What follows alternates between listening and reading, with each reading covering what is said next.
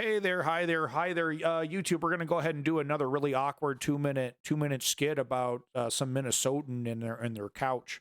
No, just kidding. We're gonna go ahead and move on to UK news now.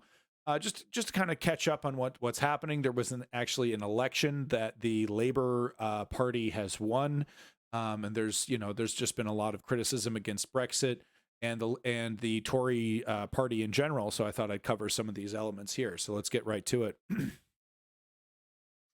See here, so conservatives are really it's not looking too good for the conservatives when the next leadership prime minister election happens, which luckily for them is like I think in another 2 years. They have 2 more years to fuck our lives up before we get a chance to replace them. But quote, you might as well take them off the list next elections. The conservatives are finished, unquote. There does seem to be a pretty heavy anti-Tory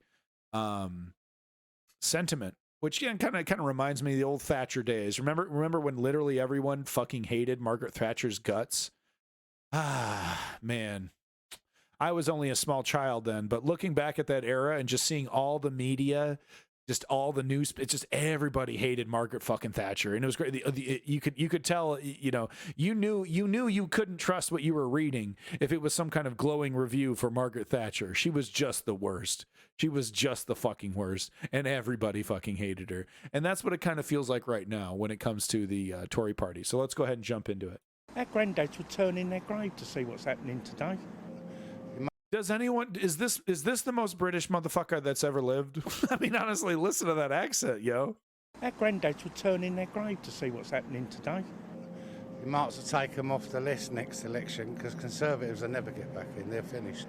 If you could give the government one message, what would it be? I think it's stop handing out benefits to those that don't really need them. That's yeah. And you can tell this is a very conservative area because, yeah, that's the solution. Lady, your entire ensemble costs 26 pounds. I think your life could be improved with some benefits. Really, that's the solution? Make your life more miserable?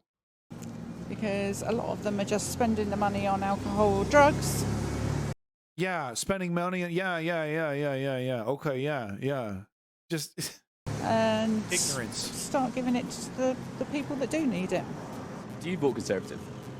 Yes, Why do you vote Conservative? because I feel like I'm better off than an awful lot of people. I'm a pensioner, so I only live on a basic pension. Yeah. But I was always... Yeah, so let's reflexively vote for the people that are constantly acting. They'll talk a good game on your pension, but then they'll act and vote and pass bills that affect your pension negatively. Just going to ignore all that, though. I was taught to manage on whatever money I'd got. Why is there such big support for the Conservatives, do you think? I'm not sure that there is anymore. Yeah, Clutch Cargo, I agree. It does. It amazes me as well. And the middle class are trained to do this, to punch down. It's a subtle POV. It's a subtle thing that's installed in people. But the conservative media reinforces these ideas. You'll see Rishi Sunak constantly talk about how the railroad strikers are holding everyone hostage, and that the Labor Party is they're being led around by the nasty unioners. I mean, the level of vilification that workers and people in the union get from the Conservative Party is fascinating to me, because a grand majority of their supporters and their voters are of that working class level. They're just regular folks who are working in factories and working regular jobs, and here they are, basically vilifying their own people, right? But then the people that are like conservative, they take in these ideas and then they like, oh no, a union, that's not good for me. They take in these ideas and they regurgitate them as if they're their own. And of course the left does this as well, but of course on the right it's way more self-destructive, because it has to be. Somehow, some way, the right, the conservative parties across the world have to serve up shit sandwiches and pretend like this is going to make your life better when they absolutely know it's going to make your life worse. They know for a fact it's going to make your life worse. But somehow, and you know, that's where all the social politics comes in, right? The anti-trans, anti-woke stuff. That's why that comes in to replace actual policy, right? Because the actual policy is, I'm going to make your life worse, and you're going to like it. Really? Why is that? I just don't think the Conservatives are living up to everything. Okay, so that's interesting. This, you know, Miss J.C. Penney over here Support for the Conservatives, do you think? I'm not sure that there is anymore. talking about support for conservatives. I just don't think the Conservatives are living up to everything that they promised. Whereas now I think a lot of people have never had to work or never have worked, not had to, but never have worked. They are more Labour inclined because they see Conservatives as better off. Whether we are or not is a different story. Yeah, so whether we are or not is a different story. By the way, I'm going to continue to vote conservative. It's weird. It's like people have a high score and they want to keep the high score or something. No one's going to punish you if you vote for if you change your mind. You know, but these people, it's like, oh, if I change my mind, then I was wrong every other time, and I simply can't admit that I've been wrong every other time. Yeah, all my other previous decisions have to be right as well as this one, even though they clearly weren't. So I got to figure out how to squeeze this all into my head. I'm just going to keep voting for this party. Take them off the list next election because Conservatives will never get back in. They're finished. Yeah, they can take the House of Lords of them and all. Just a waste of time. And the biggest thing that makes me laugh about this mayor, he wants the fumes off the road, but he wants to legalise cannabis. Totally I feel zero. a bit let down with the Boris situation. If he'd have said, Wait, what did he complain about? Makes you laugh about this mayor. He wants the fumes off the road. I don't know what that means. But he wants to legalize cannabis. Wow. Can somebody please get these right-wing conservatives off the fucking stage? It's unbelievable that we're not worse off than what we are. These people are so incompetent, so incapable of governing look at the priorities. Look at the priorities. Oh, can you believe they're legalizing cannabis? Can you believe the government hasn't done a single fucking thing to help the middle or lower class in the last decade? Yeah, but they're legalizing weed. Oh, this wokerati. These Ramoners. I feel a bit let down with the Boris situation. If he'd have said, did the wrong thing, I shouldn't have allowed the parties, he'd still been in power. I agree with that, actually. All he really needed to do was like, I was wrong, but he wanted, you know, he didn't want to admit that he was wrong. He actually tried to say that he was following the rules. I think he was a good leader. He was a good leader, but I mean, he's so petty and so shallow that he simply couldn't even admit even one time when he was blatantly wrong. He can't even admit that. But you know, I still like him as a leader. I think he'd do I think he was pretty good. He was pretty good. He's so shallow he can't even admit that he was wrong even on a single thing. But you know, I think overall he was pretty good. I mean, if Boris was still in charge, would they get your vote? I think he would. Mr. Hunt. And there you fucking go, man. And there you fucking go, man. What do you do with these? There is nothing we can do. We're not changing these people's minds. Okay? This is what I'm trying to tell the lefties, the activists, the progressives on the left. You're not going to, she doesn't even have eyebrows. Okay? You're not changing her mind. Our only hope as a progressive movement in the United States, Canada, and in the UK is to find the non-voters, to find the people who are completely checked out because of weirdos like this. I mean, of course you check out. You have one political conversation with this woman. Maybe it's your mother. Maybe it's your aunt. Maybe it's your teacher. Whoever it is. But it's this person. You have one conversation. You're like, yeah, it's hopeless. I give up. I give up. These are the people who are passionate about it. And basically, these are the people running my life. Okay, so I'm just in a Kafka-esque nightmare, and I'm just going to tumble through the world like I'm a button in a dryer. Right? So we need to find these people because there's tens of millions of them And we need to remind them that we have let these people control our lives for far too long. And that if we don't get together and push back against their insanity, they will destroy us all. We will have to start paying for water. We will have to start getting our genitals inspected before we participate in a sporting event. We will have to accept that, you know, my raped daughter is going to be forced to have a child because there's just no place to get a legal abortion anymore. They're submerging us into a nightmare world, okay? They don't even know how to properly draw the eyebrows on their face. And we're supposed to think that these people know how to run our lives? This woman would vote for Boris again. Not only has she learned nothing, she has actually learned negative nothing. She's in the negatives. In that little you know, whatever you would call it. Right? So just pull your head out of your ass, lefties. Stop listening to the neoliberal you know, the liberals, centrist, neoliberal corporatists in your area that try to convince you, oh, we need to move further to the right. We got to move further to the right. Here we go. We got to do it. We got to move further to the right. Right? Because we got to get her vote. We got to get her vote. Stop letting them convince you that we need to change, you know, this person's mind. We're not changing it. It's not happening. What kind of public policies would actually wake the checked out masses? Higher wages, secured retirement, free education, just to name three. Just to name three. And every fucking door I'd knock on, I'd have a pamphlet that'd have 10 at least. Here's the progressive policies that will absolutely change your life for the better. Here's 10 things that me as a progressive leader would do immediately if put into charge. All I'm asking is for your vote.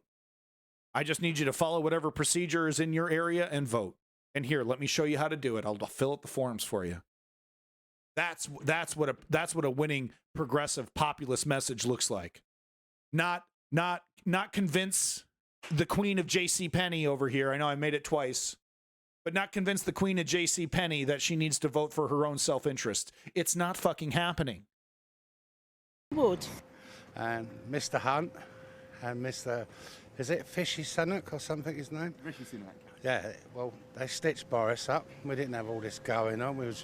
And they stitched him up because he delivered Brexit. And now eventually they're trying to push us back into that. This is not England no more. We've always had foreign people. There's nothing to do with racism. They keep saying that's wrong. As a parliamentary constituency, it's been conservative. It has been as long as I can remember. It's not because it's a middle class or above area. In fact, it's probably completely different. It's more working class, working people constituency. But a lot of that came from people that moved here during the building boom. So a lot of these people that are from working backgrounds are tradesmen. Yeah. So obviously tradesmen and free trade and free businesses and that seems to be more of a conservative issue than it is a socialist issue, if you see what I mean. And that's a terrible problem. Because there's this assumption that hey, welcome back, Rob. It's good to see you. Is that a penis? There's this assumption that the conservative parties in the United States, UK, and sometimes in Canada, not so much as in Canada though, that the Conservative Party owns, the working class. That, if you are a member of the working class, that you're a member of the Conservative Party. And it doesn't really make any fucking sense. It doesn't really make any sense that, that these are considered conservative issues over socialist or left-wing issues. We in the United States, we see this, the neoliberals, they consistently fail to take the reins on this. Hillary was willing to be a war hawk. She was willing to, be a conservative and talk about, bombing other countries and being aggressive and, using a heavy hand, but she was never willing to take on the conservative populist message of the working class. She actually, intentionally ignored the entire middle of America, thinking that she could, convert rich middle class Republicans to vote for her. I did visit the UK. I flew my wife out there to propose to her out in London in front of an extremely old ancient church. It was really wonderful. Issue than it is a socialist issue, if you see what I mean. If you weren't to vote Conservative, what would you vote? Well, you can't vote Labour, can you, with that? Yeah, no, and here we can't vote Labour. We just can't. Yeah, I mean, this guy's over here. Oh, the Conservatives are screwed. The Conservative, we're so screwed. Terrible. These Conservatives suck. Oh, we just can't vote Labour, can we? Can't put that idiot in charge. Oh, fill in the blank, whatever I'm supposed to say here. And yeah, Zio, you make a great point. Small business owners would benefit heavily from these. I mean, no more health insurance. You wouldn't have to worry about health insurance, right? The government would subsidize certain things. In a proper, socialist setup, small businesses should be given tax breaks and other things to encourage them to grow into medium and large businesses, right? So they shouldn't have to take on the full burden of a multi-billion-dollar corporation if they're a small mom and pop and they're not making more than $200,000 a year. There's all kinds of things that can be done to help keep small businesses and medium businesses that do a lot to create interesting spaces and interesting societies to keep them afloat. Right. But we can't do that. No, we can't do that. Everything needs to be a multi-billion-dollar corporation because that's the only thing that can afford to put up a storefront now, because there's no help. There's no help from the government. It's, you're either a multi-billion-dollar corporation or you're absorbed and get the fuck out of the way. We got no room for mom and pop. You're either making, 1 million a month or you're irrelevant. That idiot in charge. I mean, what's he going to do? I don't think Labour can help us. Has he listened to what Labor's going to do? Has he, is he going to look at both sides and evaluate what one side is going to do over the other? No. Listen, I guarantee you what he's about to give us is a bunch of his feelings. Let's play a fun game. Let's count the policies. Let's count the policies that he's going to point out. Conservative, he's like, oh, I prefer the conservative policy over this liberal policy, or oh, maybe the liberal policy might improve my. Let's see how many policies he brings up here. I don't know who you can have in, mate. I really don't know. Don't know. I've been self-employed all my life. I've been off work 2.5 years. I don't get any money because I'm self-employed. Yeah, so the Conservatives are well known. The Tory parties are well known for helping you out. You know what I mean? I get nothing. I get no help. I got no help. So I reflexively and consistently vote for a party that insists on giving me no help and brags about it and brags about how little help that they're going to be giving me. It will never make sense, guys. It's doublethink. Be permanently installed.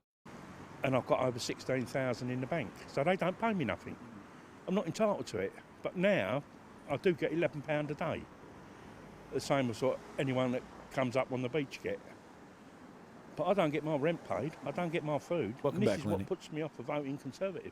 Someone's got to do something. And, That's what puts me off voting Conservative. Someone's got to do something. Have you thought about the Labour Party? Something. And, there's a lot of homeless here. People are struggling.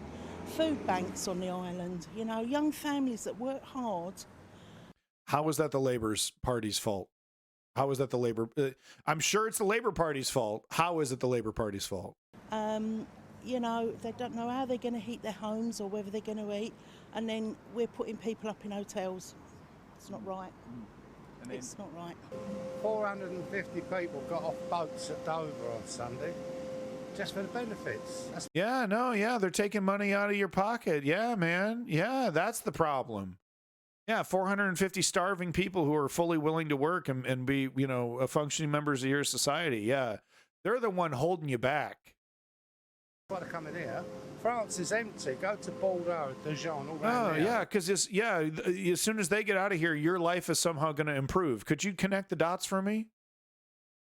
How is that going to make your crappy life better if those 450 people landed in France versus, wherever the fuck, whatever outlet mall in front of? How does that connect the dots for me, guy? What were you going to be, are you dashing off to your dishwashing job? You dashing off to some farm job somewhere? Gonna go clean a couple apartments for pennies on the dollar?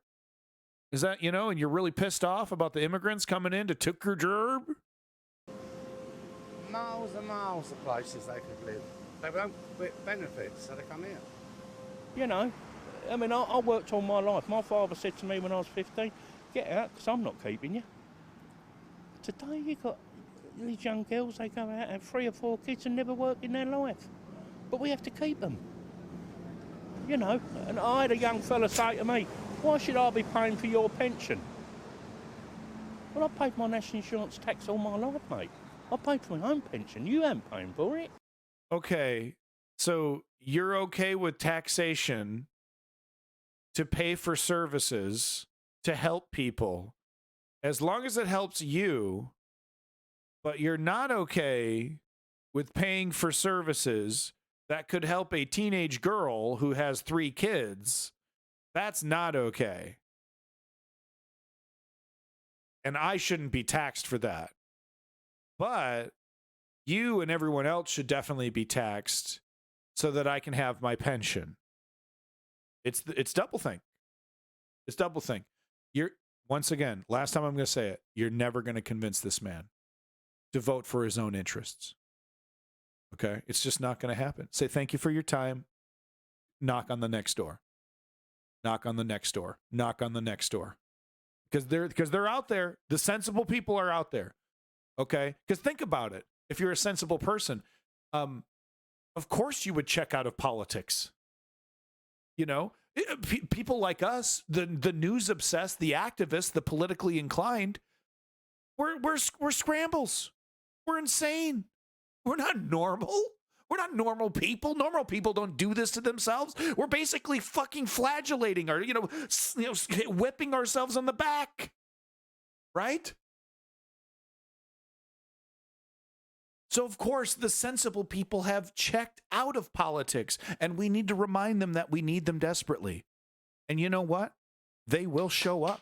They will show up if you have a package. If you got something worth to vote for, they will show up. I've seen it happen. I saw it happen with Bernie. I saw it happen with Trump. It happens. Pension. Well, I paid my national insurance tax all my life, mate. I paid for my own pension. You ain't paying for it. Boy, don't tell him. Don't tell him. The national insurance, I'm pretty sure anybody who joins the workforce pays into this. Am I wrong about that? This is the national pension fund that anybody who works any kind of job would be forced to pay into. Yeah, convince him. Yeah, good luck. Spend your energy convincing this man. Paid my national insurance tax all my life, mate. You couldn't kidnap him, tie him to a chair in a basement, and literally 8 hours a day, force feed him correct information, and he would leave after that forced session of education 100% solidified in his conservative views. Mate, I paid for my own pension. You ain't paying for it. Because the last few years we have had a lovely time, really. And then it's just all gone pear-shaped now. Really? The last 6 years after Brexit, you've all had a lovely time? Man, we're not convincing these guys. Okay, they're not cool like Lenny. They're not cool guys like Lenny. Okay, they're lame fucking old farts that want to destroy our lives 5 seconds before they hit the grave. They want to make everyone's lives, terrible right before they hit the grave. They don't know that they're doing it. They don't know it. They don't know what the fuck they're talking about. They don't know what they're doing. They need to be removed. Okay? No honorable this, no respect for that.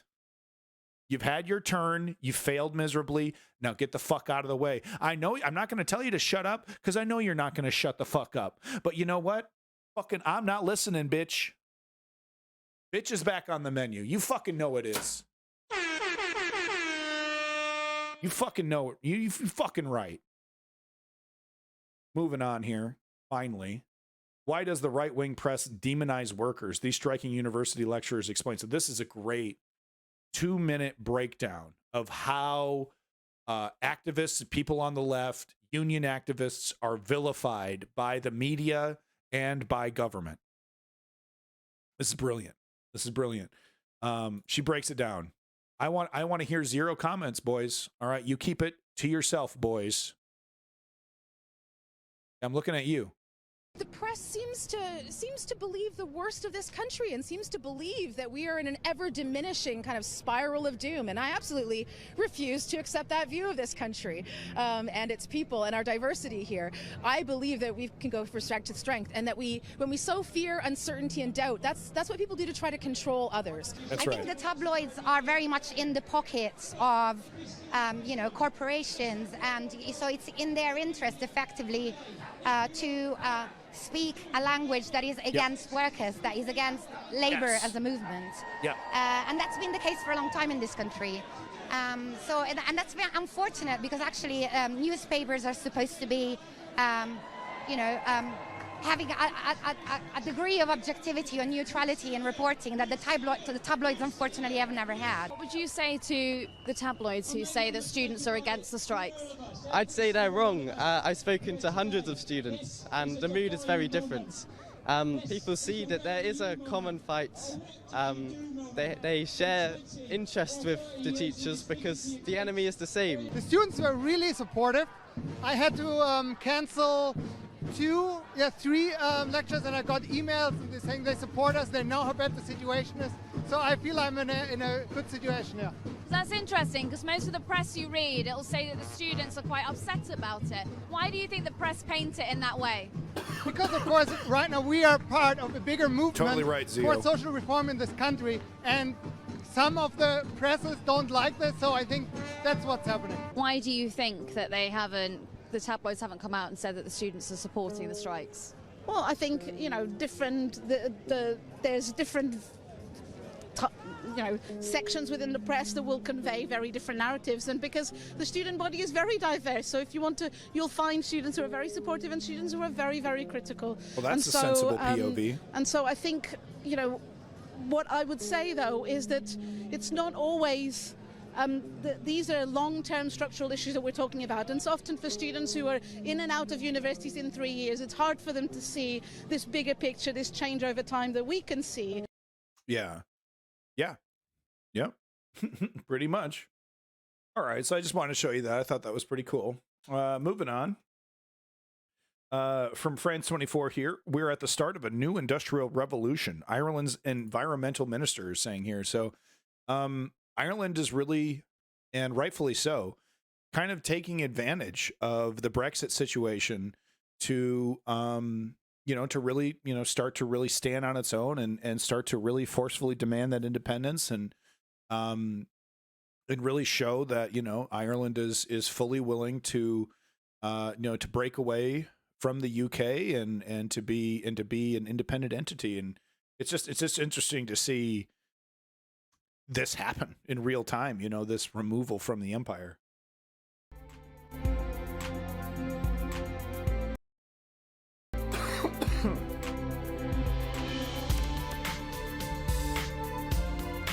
Terribly sorry about that.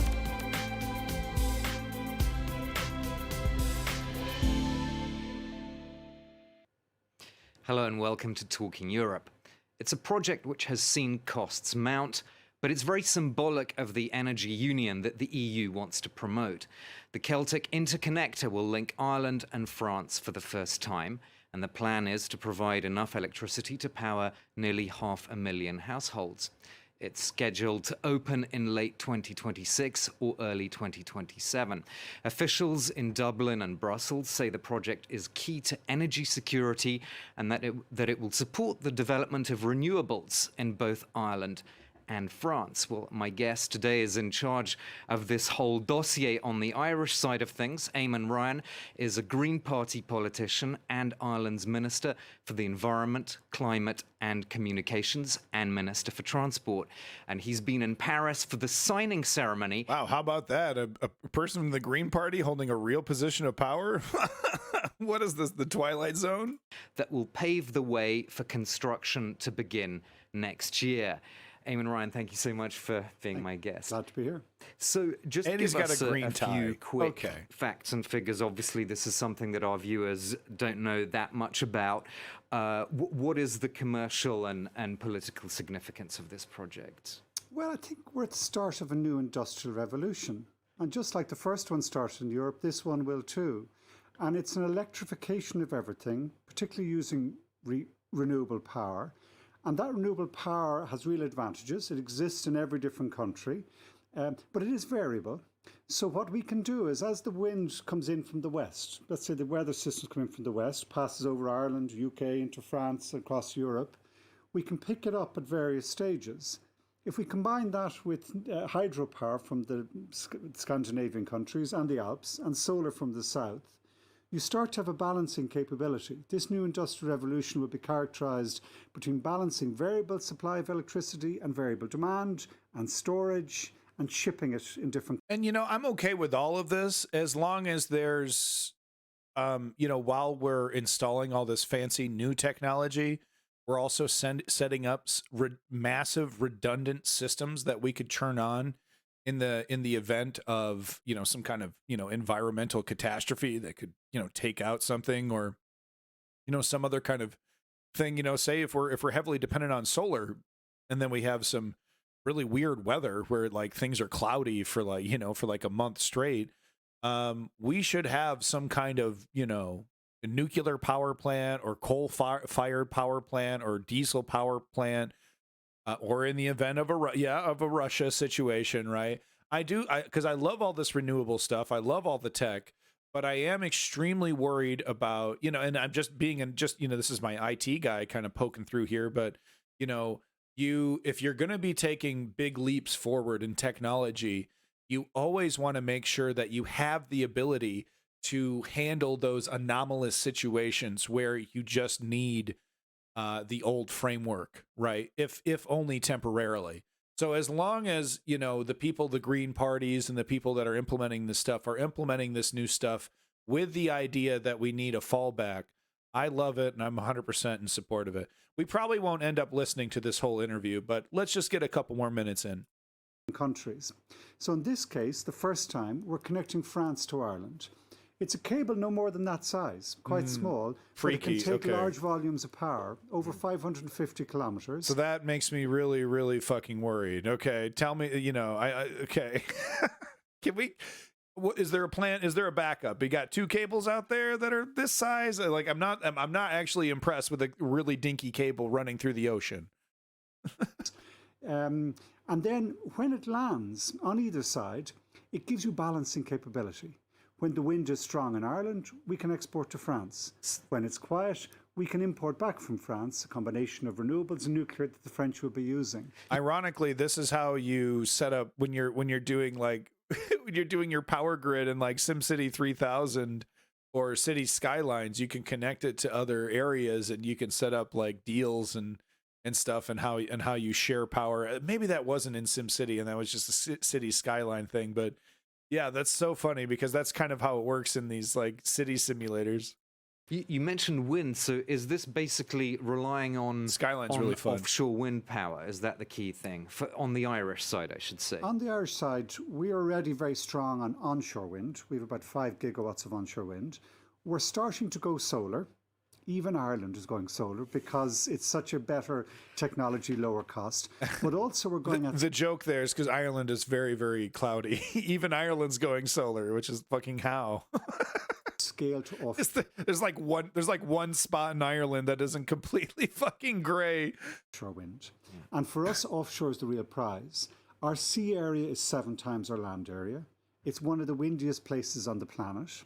Yeah. And by tapping into that energy source, which is there in scale in the Atlantic, in the Bay of Biscay, in the North Sea, the Baltic Sea, Europe starts to have an alternative energy supply to Russian gas or Middle East or oil, Middle East gas. And that's why it's strategically significant. Just on Russia fucked up so bad. They were really expecting that that the energy needs of these European countries was going to basically allow them to take over Ukraine without receiving international backlash.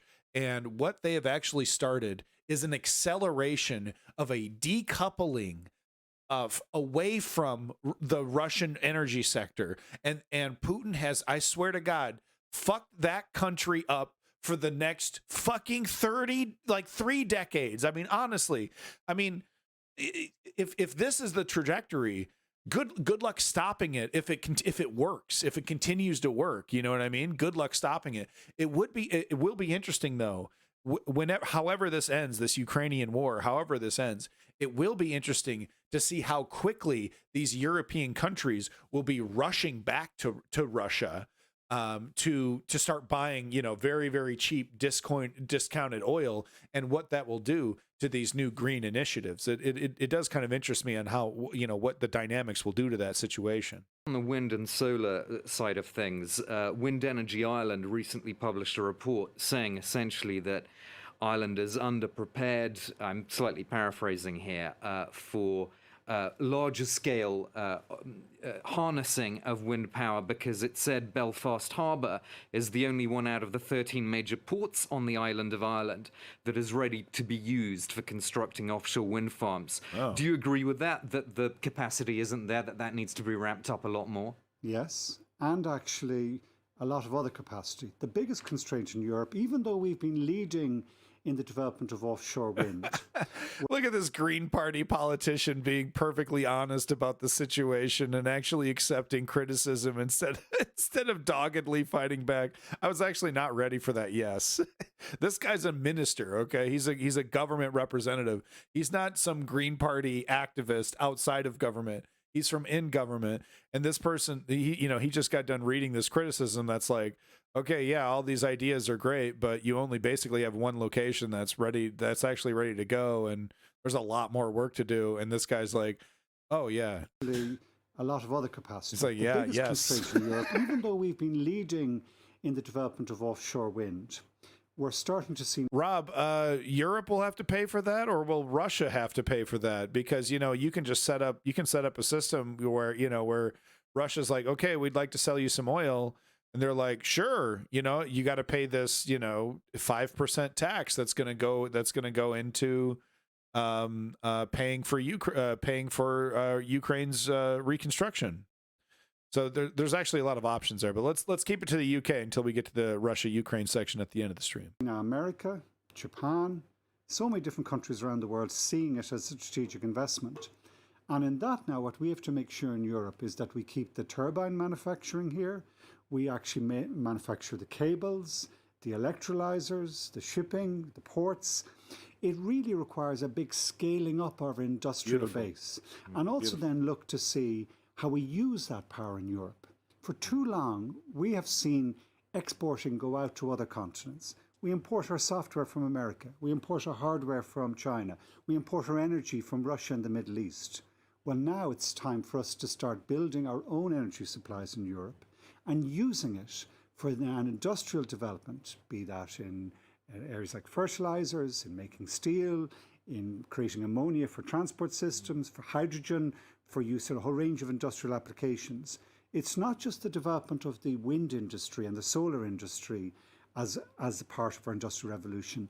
It's the use of the power as well. We'll come on to the use of the power, but just a very quick point on this solar energy, because the Irish Solar Energy Association said that the last budget, and I should have said in my introduction that you're, of course, a member of the current coalition government in Dublin. The Irish Solar Energy Association said that this last budget was a missed opportunity in terms of delivering the 5.5 gigawatts of solar by the end of this decade. But basically saying you're not on course to achieve that target by 2030. We're actually going to have to achieve it sooner. We have a very strong climate law in Ireland, requires us to play our part, and the science tells us from the Paris Agreement. This guy's slick as shit. I gotta say, dude, this guy's actually really fucking slick. What a way to answer that, because he didn't admit he was wrong. He didn't acknowledge that the guy was right. Well, I guess he did kind of acknowledge that the guy was right, but he instead of making it into a negative, he made it into an opportunity to make it into an opportunity to talk about how we need to do even more. So that's interesting. He took that critique against, hey, you guys aren't ready. And he's like, well, we actually need to, not only is this person right, but we need to work harder. But he didn't say that not only is this person right part, which makes him look confident and makes the government look like, like it's very confident in what it's doing. But it's also, it's probably also a smokescreen. This guy's probably not going to do more. He's like acknowledge, but I'll take it. There's some acknowledgement that it's what the current amount is not enough, and they actually need to double down on this. A country like Ireland has to halve its emissions this decade and net zero in 3 decades. Yeah. It's so refreshing to see a real Green Party candidate in charge, man. How nice is this? Could we get a couple of these guys in the United States? It's such a shame that the Green Party is such a fucking joke, and especially in Canada. This last election, the Green Party was a laughingstock. During the last early election that Trudeau called for, the Green Party was an absolute laughingstock. Electricity will be one of the areas we can do first. And yes, we need to go faster, and we need to be able to do it a lot better with greater certainty. It's interesting meeting my French ministerial counterpart today. We have a lot of the same problems across every country. How does this guy have a job? How do you get projects through the planning system quicker? Which is one of the reasons why it takes so much time in both France and Ireland.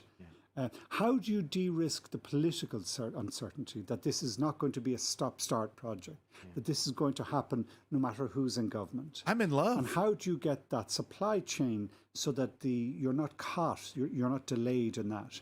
If we can do all 3 of those, better permitting, greater political clear messaging, and getting the supply chain right, that takes out the risk. The development of this renewable alternative and the interconnections that complement it is a big capital investment. The more you can de-risk that investment, the lower the cost. Yes. And I think we have a responsibility to do that at a political level. Oh my God. In national governments. This guy needs to be the fucking president of the global Green Party Association. Whoever's in charge of the Green Party across the world, put this guy in charge. This guy knows messaging, extremely confident.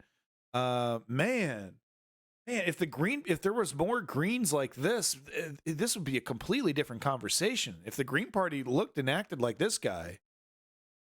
And within the European Union, we're meeting at the Council of Europe almost every second week because of the energy crisis we're in. There's also a problem, isn't there, of getting existing renewable projects into the electricity grid itself. This is something that was highlighted by Eaton Ireland, the power management firm. I'm sure you're acquainted with that study. And it's not a purely Irish problem. As you said, France has this problem as well.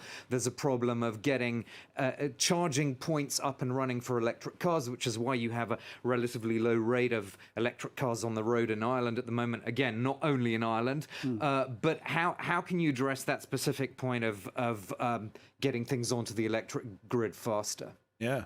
It is all about the grid. This industrial revolution needs these wires to share power. Once again, acknowledging the enormity of the problem and the challenge of it. Man, I'm fucking blown away. Ability to store energy when the wind is blowing and you have more power than you can need, and greater interconnection. What you have to do is resource the people. What the most important shortage is actually getting the engineers we need. If there's any young people out there thinking, what would they do with their career? What would one do with your life? Yes. Well, if you want to be at the forefront of tackling guys, I don't know if you knew this, but I tried to change my career recently to being a wind turbine technician. Literally somebody who would they showed B-roll of wind turbines being repaired in the ocean. I wanted to do that shit. I wanted to go out there and do that shit.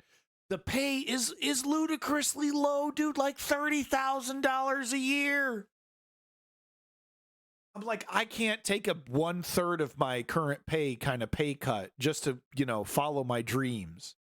So it's like unbelievably how little these incredibly educated electrical engineers that have to be trained and certified, and because you can't fuck this up. If you fuck this up, you're blowing someone's house up, right? Like, you need to be a fully licensed and trained electrician just to even get your foot in the door. And then you have all this extra training on top of that for the specific, inner workings of a wind turbine. And you can't fuck it up. You will kill people. And yeah, $30,000-$40,000 a year. It's a fucking joke. I mean, yeah, this guy's 100% on point. Climate change. If you want to actually have a job that has real meaning, purpose, status, In my mind, it's in some of the very technical aspects as to how we shape this electricity future, how we provide the cabling and grids and storage system and management systems to use it. That is going to be the most important skills, which are in short supply in Ireland, in France, across Europe. And actually scaling up the people to do that is probably one of the other.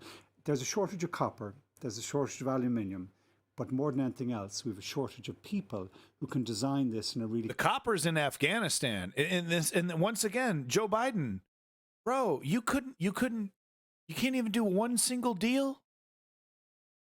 He kind of kicks ass, man. He kind of kicks a lot of ass. I don't have a lot of respect for Green Party guys. And like I said, if the Green Party was like this dude, I think we'd be having a totally different conversation about the Green Party. Clever engineering way.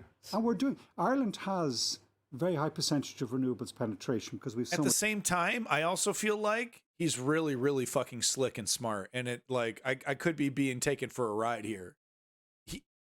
He's very, or he could be genuine, smart, and on top of shit. I don't know. I'm leaning towards the latter. Much onshore wind. We're a very windy country. We are actually learning by doing how you do some of this, and while it's never fast enough, actually we can sometimes, the wind blowing strong in Ireland, we can run 75% of our system at one time on that renewable power. Now that we're probably up there with the Danes and others in being able to do that. We're learning by doing, and as I said, the key learning is it is in the grid. It's in the technical aspects as to how you keep the voltage and frequency stability. Yes. How you keep inertia on a system with high wind power or high solar power. What the fuck? He understands the technology and he's in charge of I know he's just but he's in charge of some of this stuff? And he actually understands the technology? What the fuck am I looking at? What even in the fuck am I looking at right now? Power, so that the power goes through the lines. And what we're learning Welcome in that, back, I think, will apply in other countries. Yes, we need to go faster and further, but actually it's happening. But you need the people who know how to do it. Yeah. Just to change tack a bit, Eamon Ryan, if I can, you're aware that the Green parties across Europe, some of them have faced accusations of being a kind of moralizing left that tells people how to live their lives. It's a charge that has been leveled against the Greens in France repeatedly. You've experienced this as well yourself with when you suggested a carpooling scheme for rural Ireland. And I know you didn't say that people shouldn't have their own car, but looking at the Facebook comments in response to your local radio interview, people saying essentially you have no idea how people live outside the M20 and so forth. How can you break through that glass ceiling of votes? You got 7.1% in the last general election in Ireland, which was actually your best showing. But nonetheless, there is this glass ceiling because of that divide in perceptions between cities and the countryside in many countries. How do you break through that? You start by listening. You start by asking people for help rather than telling them what to do. You admit uncertainties. We need to learn a lot of this technology, and you make sure. Well, that's very refreshing. The Canadian Green Party should be looking at these European Green Party candidates and emulating. I don't know if you were paying attention to the last Canadian elections there with Trudeau and Jagmeet Singh and everything, Malachi, but the Green Party was, it was literally a joke. They lost seats. I think they were the only party to lose seats. The politics of this won't work if it's divisive politics. This green transition, this leap we need to make, the scale of change beyond compare. Yeah. And every place matters, every person matters. And if anyone, and this kind of, I like it. It makes me feel good. This kind of language, but it doesn't accept the reality that there are people who will do everything in their power to stop this left change, this shift to the left. And what I would like to see from lefties when they talk about, hey, I want to listen. I want to get everyone's opinion. I want to create systems that help everybody. I would like to see an acknowledgement. Of the fact that there are, we are going to have to fight, and we are going to have to stand our ground and fight against a very powerful coalition of people that will do everything in their power to stop us.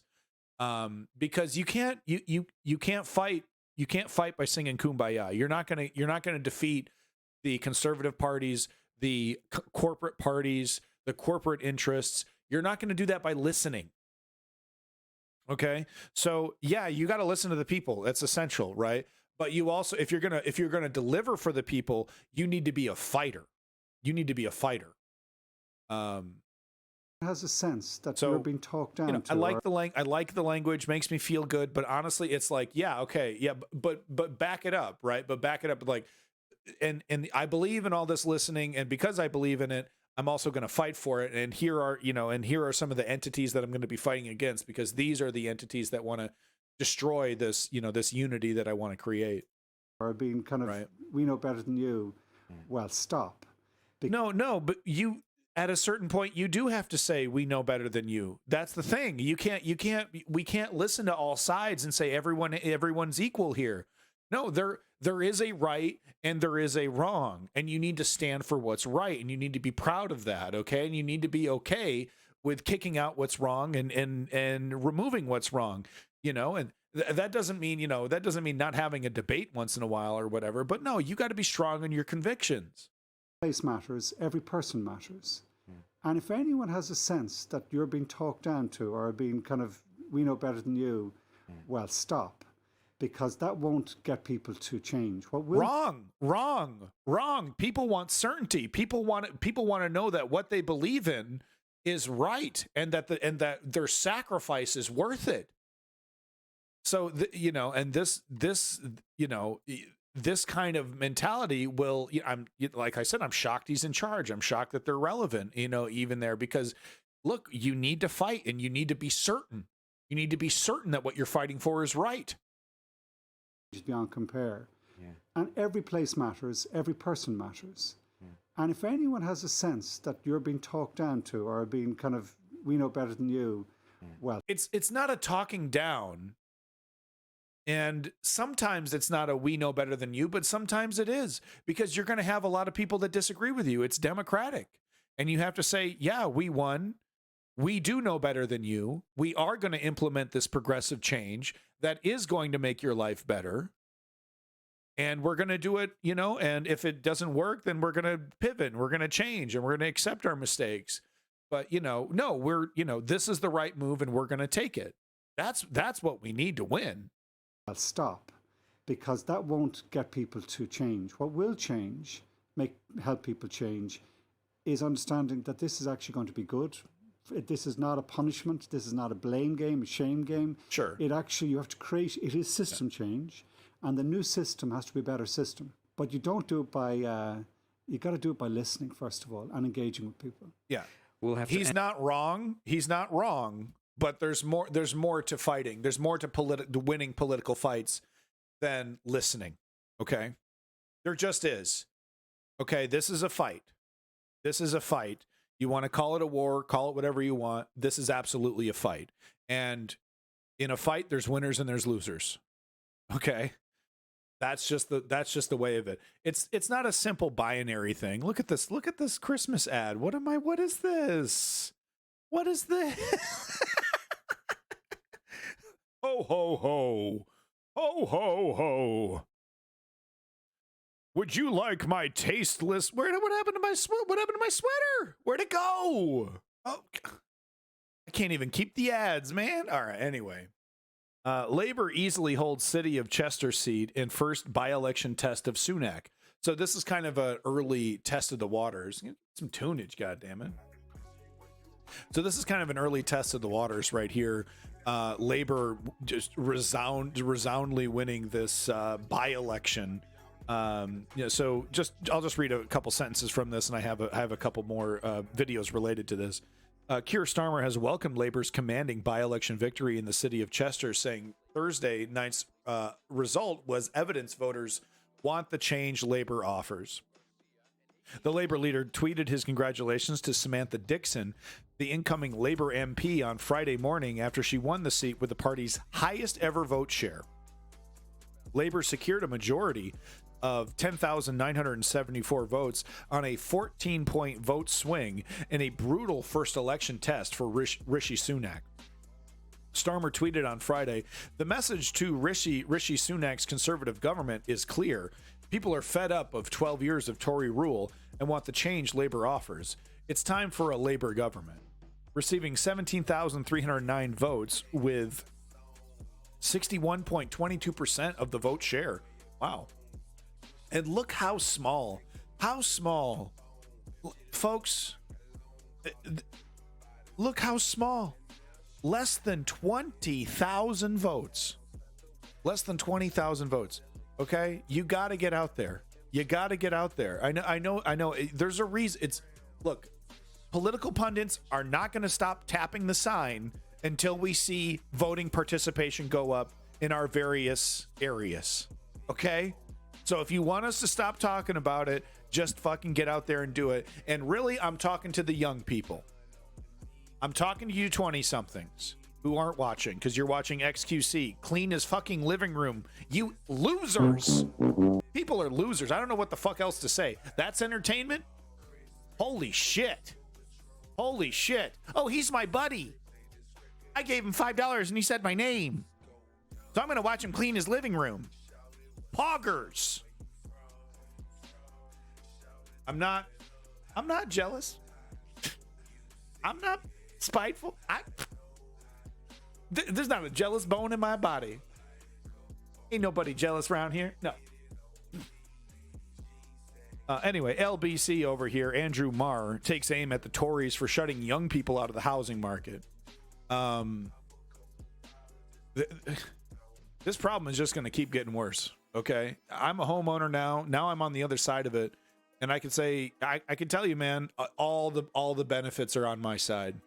The moment you own a home, you're like, yeah, keep going, baby. Yeah, come on, go. Price go up. I'm gonna get a bigger house. I'm gonna get some extra dough in my pocket. You know, get an extra source of income coming in. You know what I mean? Because I don't even need to sell my house. I can get a second mortgage, okay? And I could either, you know, keep renting the place out, buy another house with my equity. I mean, once you get in, right? But let me tell you, that barrier to entry just keeps going up and up and up and up because the government is now catering to people like me who own a home, right? Why? Because we vote.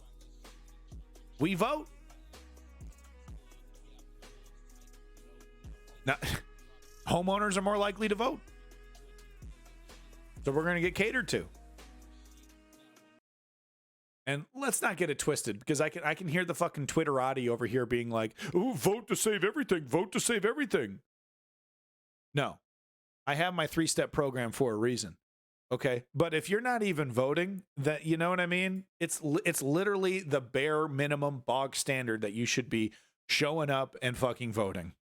You should you know what? Kiss that motherfucking ballot because there's a lot of places where you don't even get to vote. You don't get a fucking choice, okay? So think about that next time that you forget to vote, right?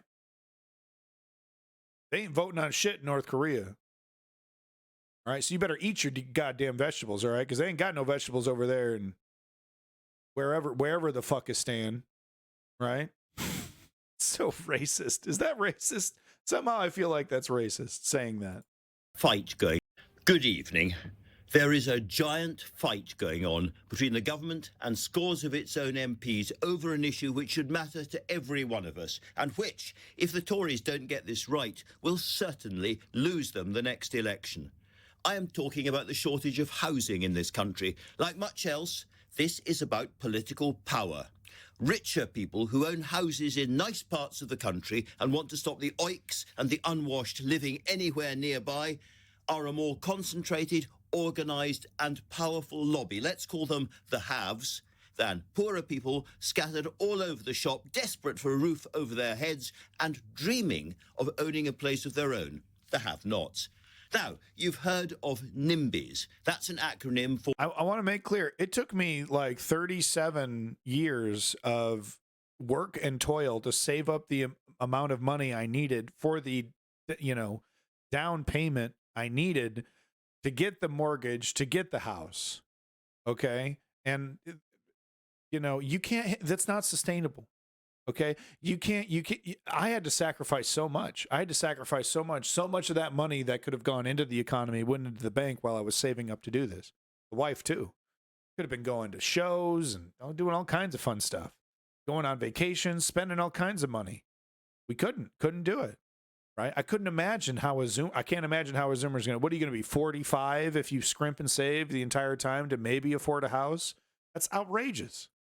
Or not in my backyard. But in Britain, it's not backyards we're talking about. It's millions of green acres and even whole counties. The government's election promise was to build 300,000 new homes a year.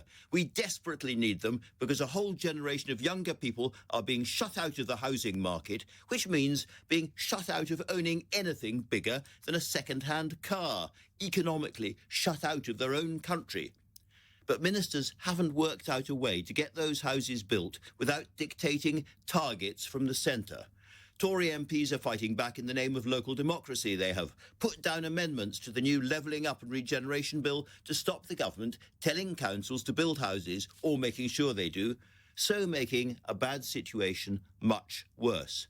Tory MPs from the right of the party like John Redwood and the left of the party like Damien Green have banded together for this high purpose. It is a war against growth and a war against people who don't own their own homes yet. It is a war on behalf of the older, wealthier voters against the rest. Yes, that's the framework right there. That's the framework right there. It is a war, in short, of the haves and their political power against the have-nots. And it's been going on in government offices and the House of Commons behind the scenes all week. If you think I sound slightly worked up, here are the words of a Tory-supporting think tank boss, Robert Colville, of the Centre for Policy Studies, who told Conservative MPs, if you back these wicked proposals, you are spitting in the face of a generation, not to mention removing any prospect of its members ever becoming homeowners and voting Tory. So then he cut to that person's statement. So in my last video here, I thought we would close out with a statement by Keir Starmer. Look, he's not my favorite.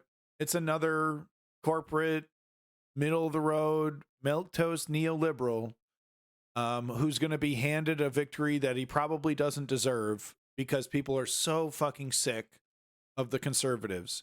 And the reason why these mediocre people, rise to the top is that the established parties, the established Liberal Party, will do everything in its power to suppress real populist, progressive leftists from getting into positions of power within their party. So these mediocrities rise to the top like shit floating to the top of the toilet bowl. With that said, are they better? Is he better than the Tories? Is he better than Boris and Rishi and what the fuck her name was? Liz Truss? The fucking motherfucking, Trivial Pursuit question. Liz Truss? Yeah, of course. Yeah. But the bar is so low, that doesn't mean much. That doesn't mean much. It literally means like, he'll use a napkin to wipe his face after consuming a human shit sandwich. Oh, well, I mean, he did clean up quite nicely after consuming that human feces. It's too graphic, isn't it? It's too graphic. I'm sorry. I shouldn't go there. I shouldn't let people into my little dark fantasy. It was an album or something, wasn't it? Look, let's be clear. This was a very, very good result for the Labour Party because what was clear was there was a choice. The Labour Party has been putting forward a positive plan for the future, how we stabilise and grow our economy. So we were putting a positive choice to the electorate in Chester. I need to follow it a little bit closer, but I don't know. You tell me if anyone from the UK is watching, has the Labour Party presented what you feel like is a very strong proposal? Because it feels kind of wishy-washy, doesn't it? This trying to avoid the Brexit elephant in the room while saying you're going to make everything better, but not talking about Brexit. And I get it. It's a political strategy. That's probably the right one. But I don't know. Does it really feel like these people do have a solid idea, a solid manifesto ready to go? the government is worn out, tired, has crashed the economy, and the verdict was very, very clearly given. And I think that's a clear message to the Prime Minister, Rishi Sunak, that people are fed up and they want to change, and there's this strong sense now the government has run out of road, run out of ideas, hasn't got a mandate, and it's time for change. Here in Scotland, there's still strong support for the SNP, although some positive results in opinion polls for Labour, but also suggestions in recent polls of a lead in favour of independence. How do you make gains here in Scotland? Well, in Scotland, we've been improving our position, and the case I want to make in Scotland is that we should have change in Scotland, but that should be change within the United Kingdom, a positive case for change, and that also an incoming Labour government would clearly have priorities which I think match where most people are in Scotland, which is dealing with the cost of living crisis, dealing with our economy and getting it growing, making sure we've got the right jobs in the right places, cost of living, and that economy Scotland can thrive. So, you know, we're doing well in Scotland. We continue to build. Well, if you're going to mention two policies, I guess, yeah, I guess those are two of the big ones, the economy especially. But say you're gonna make, you know, raise them wages, man. I know that's kind of hard for a politician to promise, but man, I don't know. Build our case, but it's a very positive. People out here still wanting Boris, man. Positive case for change. I'm not arguing for the status quo in Scotland. Change of Scotland change within the United Kingdom. Yes, and a report out today suggests that Total may cut its investment in the North Sea as a result of the windfall. No, I don't want him to lie. No, I'd like him to make a promise that he's going to keep. Tax. Are you concerned about this policy harming North Sea jobs? The windfall tax is absolutely essential because oil and gas companies have made profits they didn't expect to make. You know, and by saying, you know, we're going to focus on the economy. Well, what the fuck does that mean? You know, you know, but I get it. He's got 2 minutes. This is a 3-minute interview. I mean, so it's hard to cram it in there, you know, but hey, we got 2 mentions of vague policy shadows. All right. On the other hand, people are really struggling to pay their bills. So it is right that oil and gas companies pay their fair share. Okay. Obviously, what I want to see is the push towards renewables. If anything, this is powerful evidence that Labour's case, that we need to rush towards renewables, is the right case. Are you going to, okay, yeah. Are you going to tax these entities? Hold on. I want to go back real quick. And on the other hand, people are really struggling to pay their bills. So it is right that oil and gas companies pay their fair share. Obviously, what I want to see is the push towards renewables. If anything, this is powerful evidence that Labour's case, that we need to rush towards renewables, is the right case. So it gives us lower bills. Thank you for being here, It gives us independence from Putin, so he can't put his boot on our throat. Gives us the jobs of the future, and obviously is consistent with our climate obligations. So windfall tax is right, but at the same time, alongside that, as we've argued, we've got to push on towards renewables. And what's your response to the palace racism row, and will you be watching the Harry and Meghan documentary? Well, look, there's no place oh my God. for racism anywhere, and I think the royal family were right to act. Kept that pretty short. All right, there you go, YouTube. That's my UK coverage. Thank you so much.